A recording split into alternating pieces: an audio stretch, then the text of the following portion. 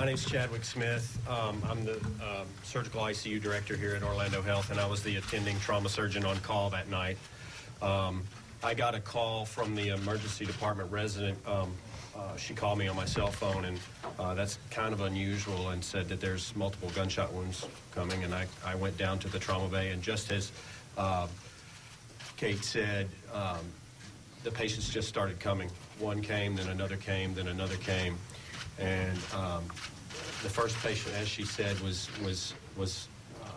shot and needed to go to the operating room, but had stable vital signs. The next patient was not as lucky, and I quickly realized that I needed to call backup. I called Dr. Ibrahim, was the backup trauma surgeon that night. I called him, and then more patients continued to come. I called Dr. Cheatham, and then once they got there, the flow did not stop.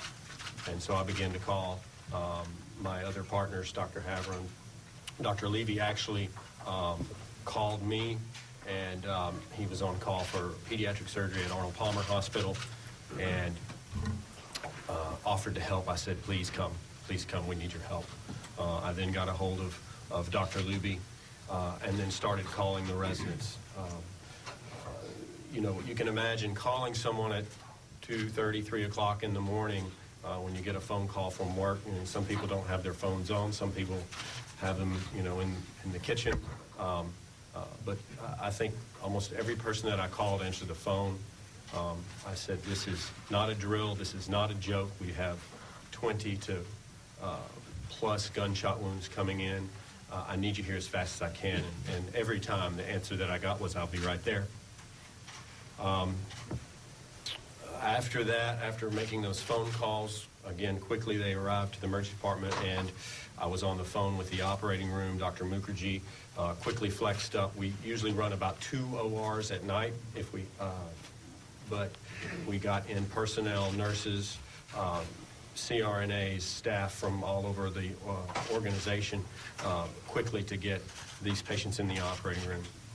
I want to say that looking out here today, as crowded as this is about the level of crowdedness that it felt in the emergency department that night. Add in people in pain, people worrying about their loved ones, people not knowing where their loved ones are, and we're trying to help them all. Quickly, we got a couple patients up to the operating room. Again, our first patient, he needed to go to the operating room, but he was stable. There were quickly thereafter probably 4 to 5 patients that came in that we were unable to save. And then there were several that came in and that needed operation. Good morning. Doctors at Orlando Regional Medical Center right now are updating us on the massacre victims who are still hospitalized. There are 27 of them. Yeah, I'm Gene Ramirez alongside Stacy Scheibel. You're now watching News Channel 8 today at 11. We do want to go ahead and get straight back to that news conference happening right now live in Orlando. Try to determine just by looking at their vital signs, their wound pattern, and how awake they were, where they needed to go. And I tried to keep everybody that needed to go to the operating room in the trauma bay.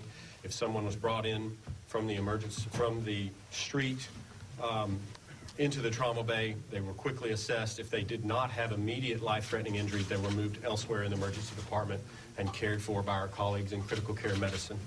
We had EMTs that would drop a patient off that would start putting in lines in other patients. We had, you know, environmental services would have the bay where patients would go clean in about 30 to 45 seconds with sharp objects, with bloody towels, with all kinds of stuff done. Everybody was done it safely. I just cannot say enough about how much we increased increased our resources to the level of need, you know, within a very short period of time.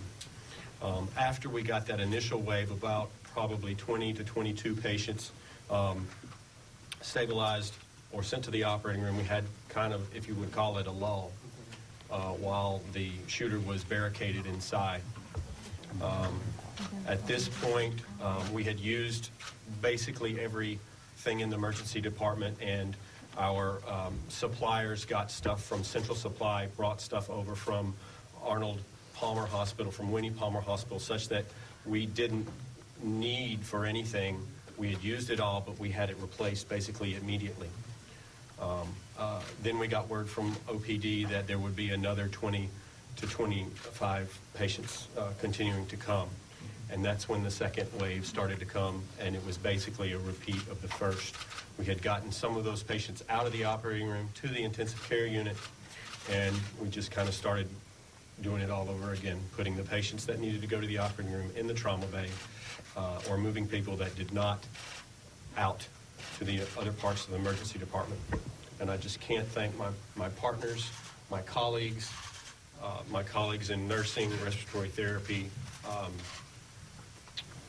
environmental services, the support staff did a great job. I think it is very fortunate that this happened 2 blocks away, and it's very fortunate that we have the team to pull together like we do.